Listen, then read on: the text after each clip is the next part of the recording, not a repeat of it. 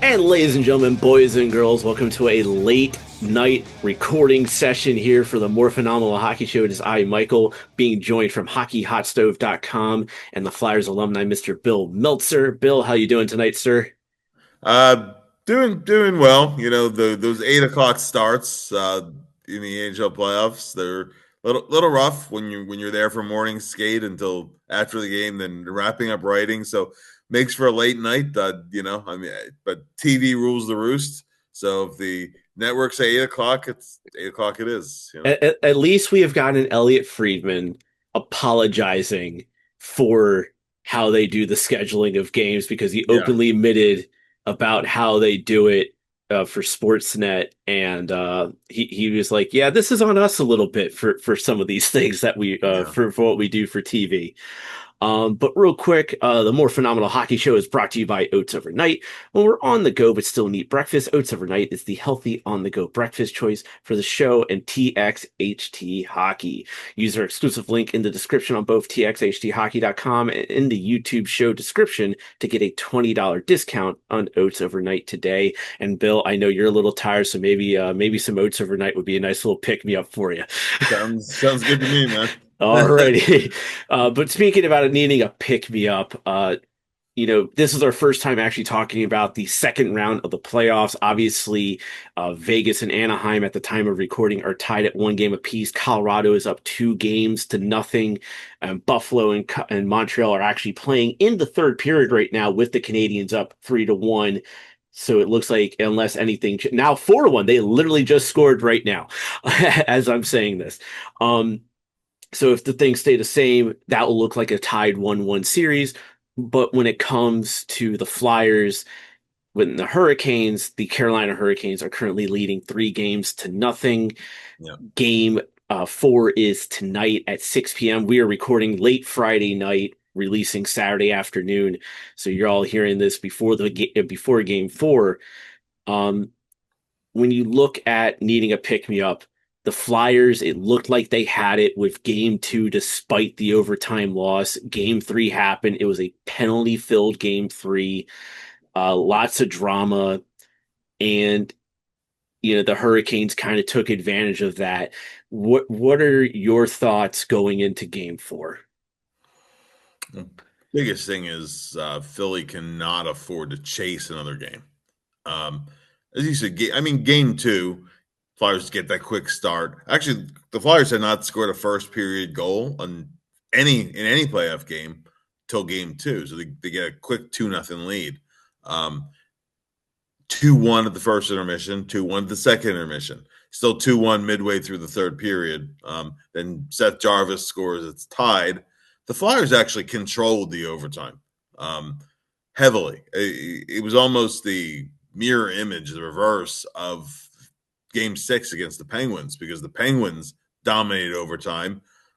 Then Flyers had one good shift. Next shift, they win the faceoff and they score and they win the game.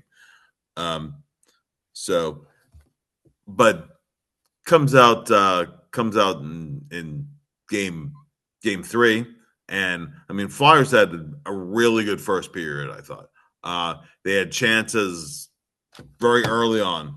Travis Konechny, Alex Bump, Porter Martone hits the post, and then the Flyers, much of their chagrin, got their first power play of the night. Not a secret to anybody, the Flyers had the worst power play in the league this year.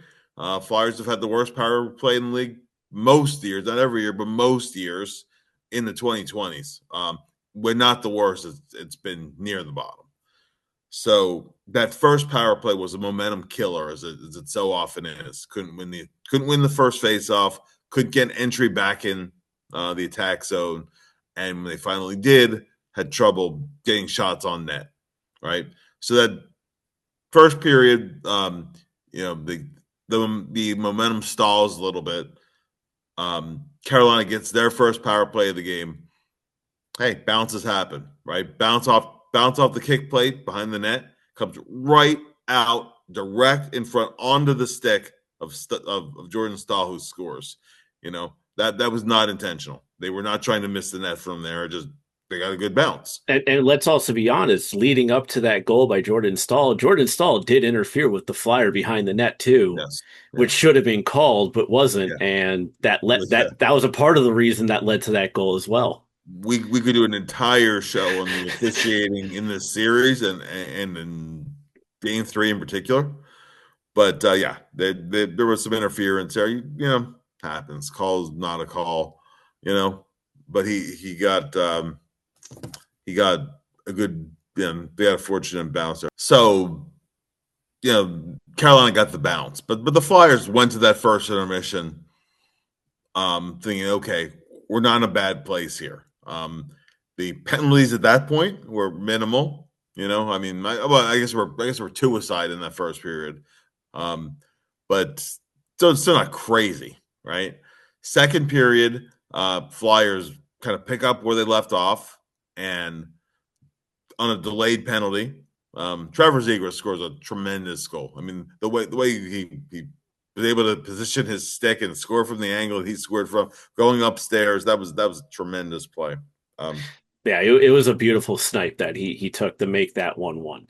And Yeah, after and before that, there was a little moment with Rick Tocchet that kind of fired on the up bench. Yeah, Zegras going yeah, into that yeah. going into scoring that goal Yeah. too.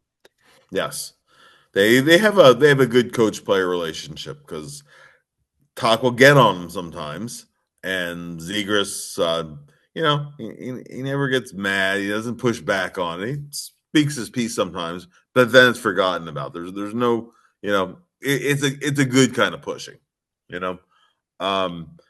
So yeah, you know, Flyers tie up the game, and the other good thing about the delayed penalty, besides the fact of the goal itself, quite honestly, was they did not get a power play, right?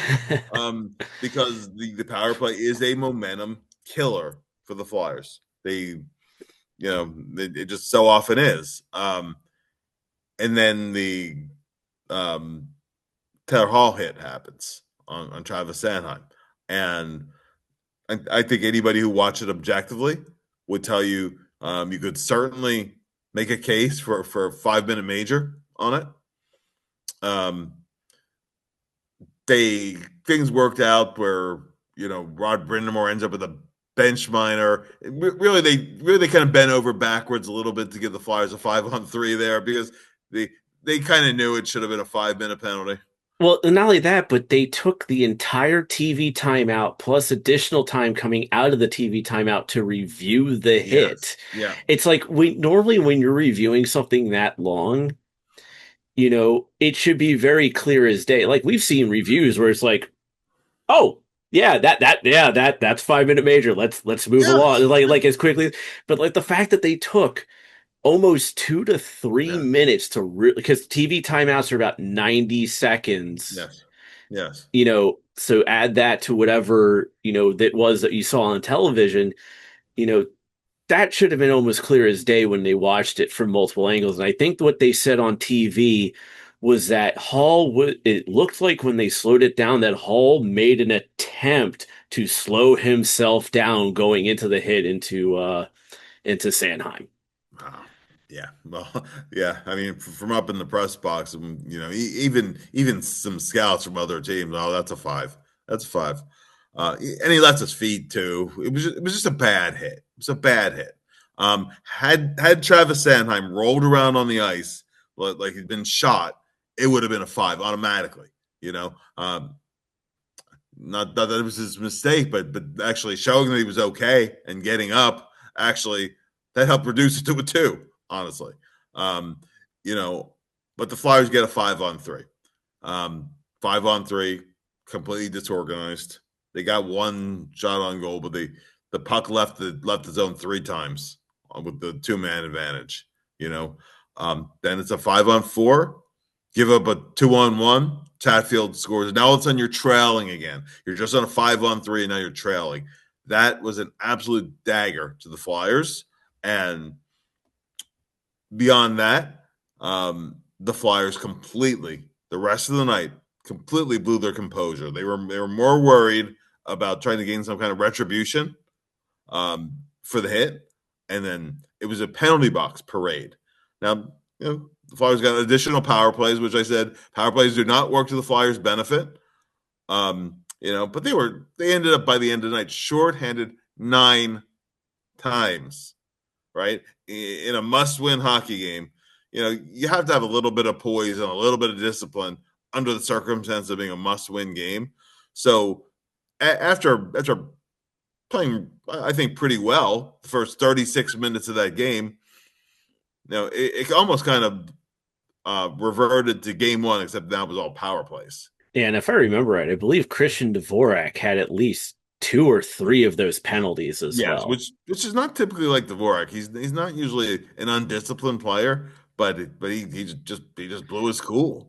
And one thing that I noticed last night was also Garnet Hathaway. He was put out early and put out often, and he really helped set a tone for the Flyers.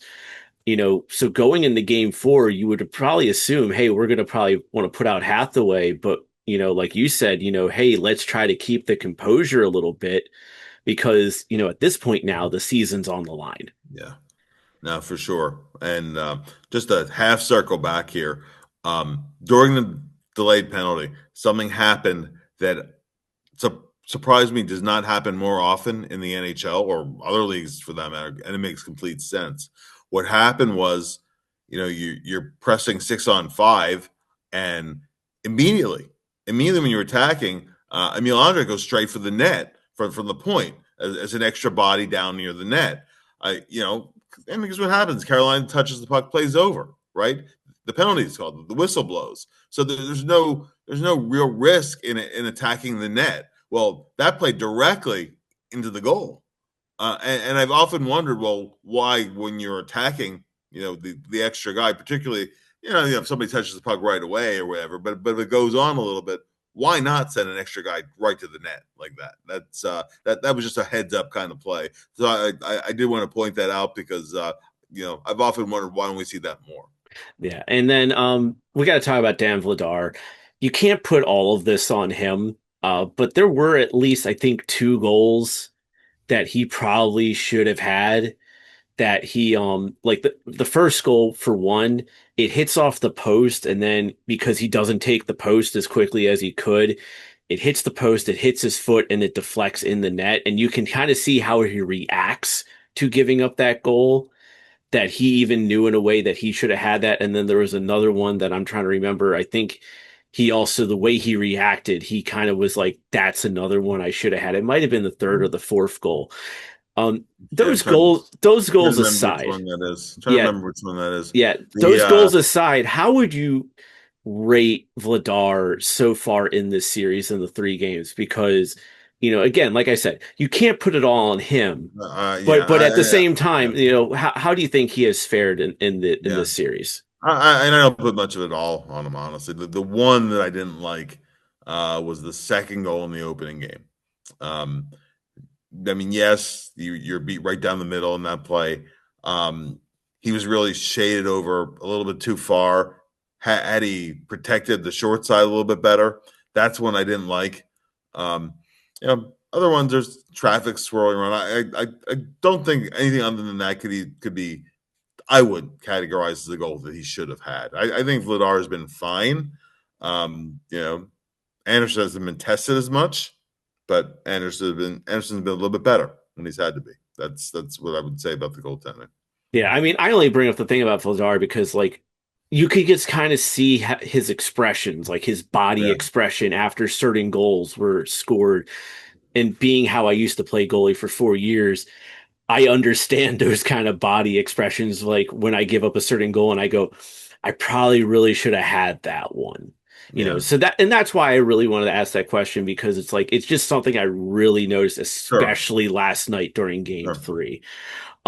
So going into game 4 on Saturday tonight, for those listening or watching, what is your game plan if you're the Philadelphia Flyers to at least try to force a game 5 on Monday? Well, a game and puck management starts there. It starts there.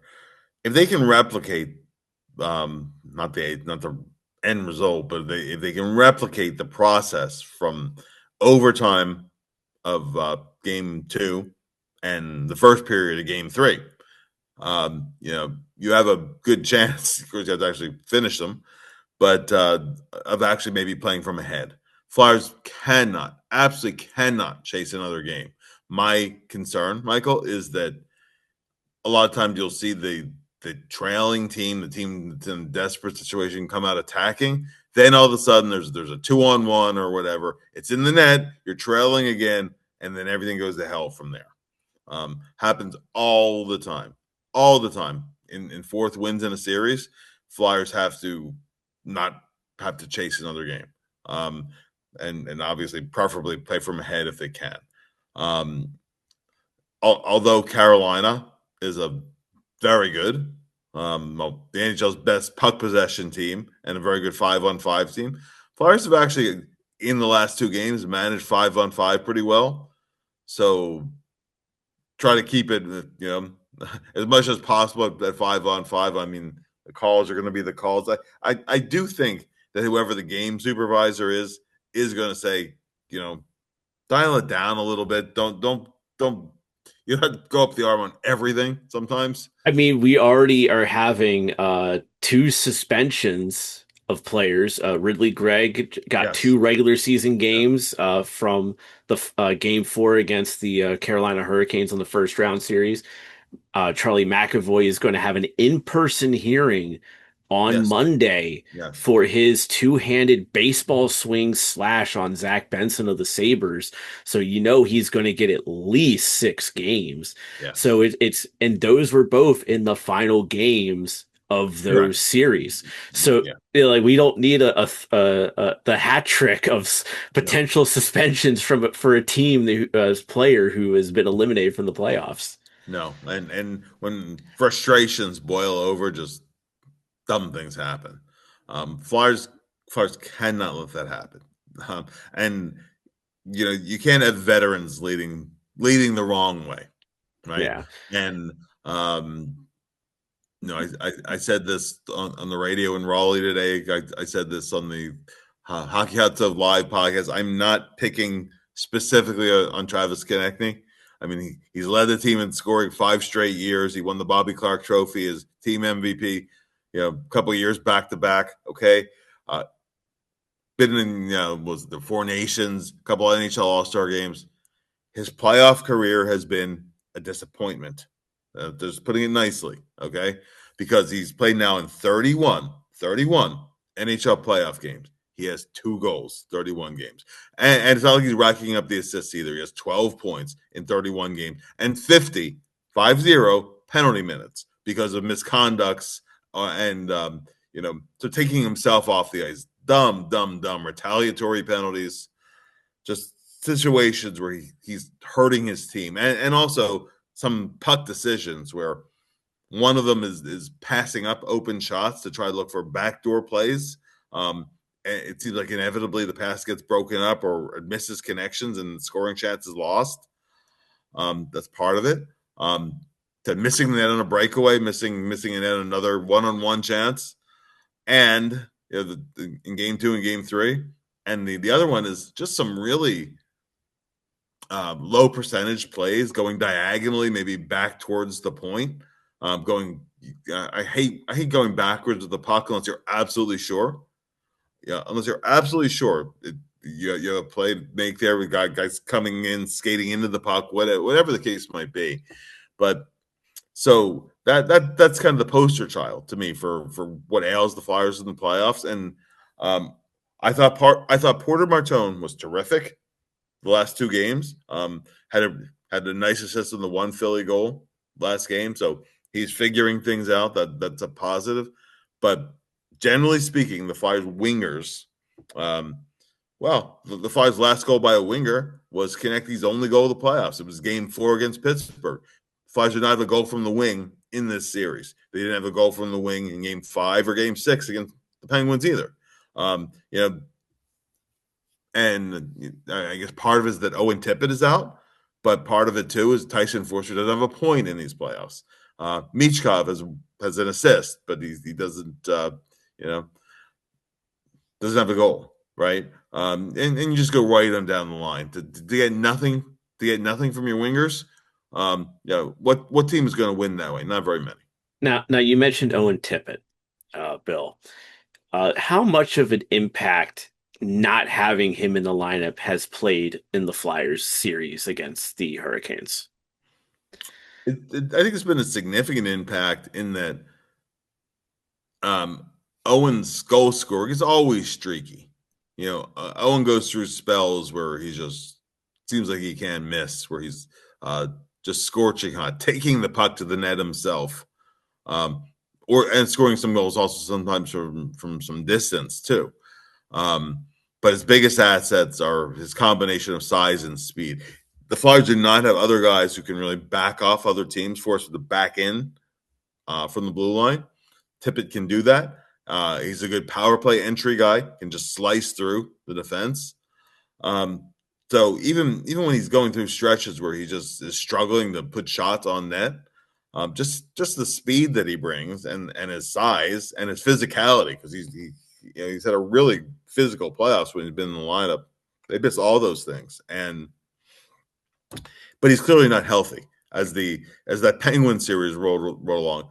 I said to several people that you have to do a double take and just make sure that wasn't Scott Hartnell there. With how many times you talk about it wasn't Hartnell down, it was Owen down, right? Over and over and over again. He just kept blowing a tire, which told me that he could dig into the ice, right? He was losing an edge all the time. That's not him. So and he was taking a ton of maintenance days late in the regular season. He clearly slowed down near the end. He was hurting then. I think he got worse as the Penguin series rolled along. So having him out on the ice, not able to be effective, that doesn't help him, doesn't help the team. But theoretically, though, his theoretical ability to gain entry in the zone, create a threat, and they said dole out some physical play and hitting game, that the Flyers absolutely missed those things sorely. And I said, no one on the wing is scoring, so he very well might help in that regard. Yeah. So with that, just a prediction: do you see the Flyers beating the Hurricanes in Game 4 and forcing a Game 5, or do you feel that Carolina has this in hand? Because to quote one thing that was lip read off of what Tim Stützle said from the last series between Ottawa and Carolina, because of the way Carolina plays the neutral zone, there's just no way to get around them. Yeah. They're Carolina's a very good hockey team and a well-coached hockey team. They're not the late '70s Montreal Canadiens. They're not the Edmonton Oilers. They're a good team, but they'll give up their chances too. They're not a team that's low the future Hall of Fame talent or anything like that. What I'm saying is that they're human. So, I mean, when you look at the way the series has gone, the Flyers haven't done enough. Obviously, clearly, Game 1 was just lopsided. It was worse that the 3-0 score looked. Once again, though, talking about inability to finish chances, right? Third period, you're losing 3-0. You're killing a penalty first minute of the third period. You have a 2-on-1, a shorthanded 2-on-1. You don't score on it. I don't know that it's going to change the outcome down 3-1, but I know that the third period comebacks quite often start with a play like that in the opening minute of the period, right? The Flyers have not scored. The Flyers have, when I look at both series, And at this point, you're talking about nine playoff games to date. They don't have a true transition goal, not one, and they've had plenty of opportunities, but haven't finished on any of them. If they could change that course somehow, then I think there's a roadmap to winning the game. When I look at it logically and how it's gone, how games have gone, and once Carolina gets up on you, I mean logically, looking at it that way, the Flyers might have a hard time. But by the same token, I think Sarah Valley put that out that since they went to all best of 7 series, no team has actually started with 8 straight wins. Now Carolina might be the first, but Colorado could be the second, depending on how things Colorado go could be the second Saturday one. night too. Yeah. Yeah. And you never know. I went into the series the way I had it in my head. I thought they would split in Carolina and split in Philly. Okay. Now Carolina, you lose in overtime, and I still think they could split in Philly. Now I don't think. Yeah, I don't think it's coming back here for a game 6. But Yeah. I would not be shocked if the Flyers were able to pull together enough to pull out a game. So I see them pulling out 4 straight wins now. So with that, we're going to do a quick transition. That's Flyers Hurricanes talk. Real quick, the Canadians just scored an empty netter. It is now 5-1 with 3:38 left in game 2. So it will most definitely be a tied series between Yeah. Buffalo and Montreal. And then, of course, and who knows? It says 9:30 start time. It probably will really start at like 10 o'clock at night. But the Yeah. Golden Knights will take on the Yeah. Anaheim Ducks in Anaheim for game 3 of their series, which is tied at 1. And I'm actually now going to use this as an opportunity to a transition over to the PWHL. They made a major announcement, but real quick, we just have a final now. The Ottawa Charge defeated the Boston Fleet 2-1. Ronja Savalainen just scored with 28.1 seconds left in Mhm. regulation to give the Charge the 2-1 victory and the 2-1 series lead. So going into game 4, they will now have the opportunity to eliminate the Fleet and move on to the WHL Walter Cup final for the second year in a row if they can get past the Fleet in game 4. And started already. It is still scoreless in the second period. The Montreal Victoire, who has a 2-1 series lead over the Minnesota Frost, is looking to make their first ever appearance into the PWHL Walter Cup final. And of course, if they do, there will be a guaranteed new champion as Minnesota is the defending 2-time champions. So that is what's going on right now. Game wise, the Charge just won 2-1 to take the 2-1 series lead, and Montreal and Minnesota are currently scoreless with Montreal up with the 2-1 series lead. So we'll know tomorrow morning before this podcast comes out if Montreal was able to pull it out or if Minnesota tied the series at 2 games apiece to force the pivotal game 5 because they are best of 5 in the Yes. PWHL. And speaking of the PWHL, the other day or Wednesday now, 2 days ago at the time of the release of this podcast, PWHL Detroit is officially announced as an expansion team. They did the unveiling with a press conference at 10 a.m. at the Little Caesars Arena at the Fox Theater. They also announced that the award ceremony and the PWHL draft will be taking place in Detroit in June. And per Ian Kennedy of the Hockey News, it is sounding like that there will be 3 more teams that will be joining the league going into the 26-27 season. And it is looking to be like San Jose, Vegas, who is the only one on this list, and that's including Detroit, who did not have a single PWHL takeover tour date, and Hamilton, Ontario, Canada. So you're kind of fixing some of your travel logistics by putting a couple teams out west. Hamilton's a little bit of the wild card for me a little bit. I would have probably maybe gone with Denver, but Yeah. it's very interesting seeing where things are going in terms of expansion for the PWHL to go to 12 teams. Yeah, it's been a huge year for women's hockey. Um, really good playoffs last year, PWHL. The Olympics, the Olympics are a time when all eyes are actually, on the women's tournament as well as the men's tournament. Um, Outstanding hockey, you know, in the Olympic tournament.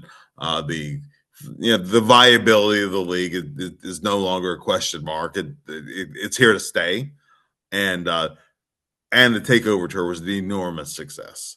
So yeah, really, uh, I don't think they're done growing yet. Honestly, I think it's just going to continue to expand, and it's a great thing to see. It's a great thing for the game. In terms of the markets, I find myself wondering.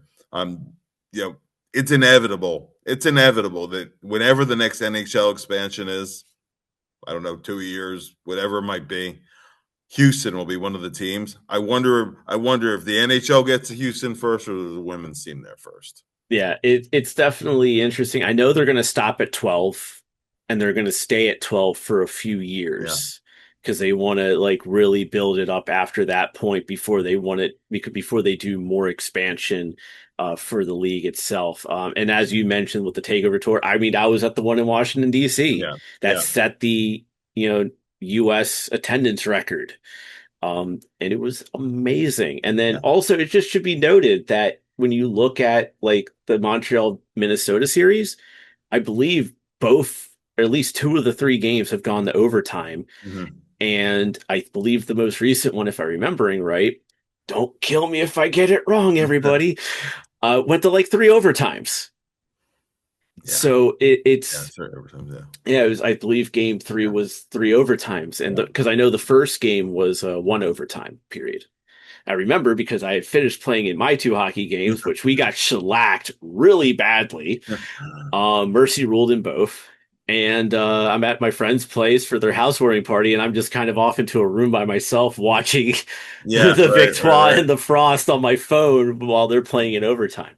So that just tells you just how, I mean, and then you look at what Montreal Ottawa did last year in the semifinals, where every game was like a multi-overtime game Yeah, because of great, amazing it's goaltending. been yeah, yeah. I said it's just captivating hockey. I mean, yeah. And the caliber of play every year. I mean, it's already quite good, and it's been good for a while. But it seems like it just continues to get better. I mean, these like I said, you know these are some really fun hockey games to watch.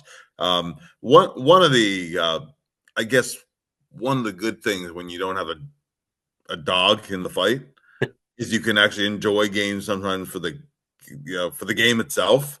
That mind you, like I love that nervous excitement of having an emotional stake in a game, but in terms of being able to pull back and just enjoy it for the hockey, for the sport of it, for the drama of it, um, you're not as closely connected to it. Um, you know, you can actually evaluate the hockey on its own level, and I'll tell you, like I said, these have been some great games. So Yeah, and here's the thing. I know everyone, because I remember I put the thing about the PWHL Detroit because I wrote the article real quick. Because I didn't even know that it was happening. I didn't, yeah, I mean, I right. got the email, but I didn't see the email until I just got the YouTube notification. Oh, PWHL live for announcement. I was like, oh, okay. Um, And I remember I sent the article into the one group chat I'm in, and they're like, "All right, well, when's DC?" And I'm just like, "It ain't gonna happen for a Yeah, while. yeah, DC ain't happening for like DC will happen. I just don't see it right away because there's other issues that need to be sorted out in this area before we can have a women's team in the DC metropolitan area. right. But then at the same time, as you were saying about not having a team in the fight." As a Capitals fan who is wearing a Flyers jersey for the podcast because of said guest who's on the show, I have to make sure I'm looking at the camera the right way. Um, I'm kind of relieved that the Caps aren't in the playoffs because I'm able to relax for Yeah. once in a Yes. while. Yeah. And, the only reason I feel a little bit wound up is just because, the Flyers is my dad's team. Right. It's not just because I get to talk to you about the Flyers, but now my dad's back home. I get to watch the game with him. I get to hear the chirping and the complaining. It's like this is what I've been missing the last 2 months of my life. Yeah. Um, Yeah. and it's like so it's nice to get a little riled up a little bit, but then at the same time, it's also nice to not have that dog in the fight, so you can just watch and just enjoy the hockey. Exactly. So 2018 for me though was the most stressful I've ever been. Until they won the cup, it was the most stressful I'd ever been in. Yeah. So, but so with that, Bill, where can the people find you on social media and your work, good sir? So they can find me on Twitter X at Bill Meltzer, on Facebook. I'm on Instagram. On the web, you can find me on PhiladelphiaFlyers.com. 5 days a week during the playoffs, six sometimes 7 days a week. Yeah, for the duration of the playoff run here. I'm also the content manager of FlyersAlumni.net. That's the official site of the Flyers Alumni Association, also the assorted Flyers alumni social media. I'm the COO of Hockey Hot Stove, hockeyhotstove.com, and our other assorted social media. So, yeah, it's Eh, good though. Yeah, Good, kind of busy. I do my best to try to tag y'all as best as I can when we post these out because it's just like the Hockey Hot Stove TXHT show Yeah. in a way. Yeah. Perfect. Perfect, So, man. Perfect. but with that, Bill, it's always a pleasure. And of course, you can follow us at TXHT underscore hockey, TXHThockey.com, at the Lindenbaum 75. And so with that, until next time, we will see you on the ice.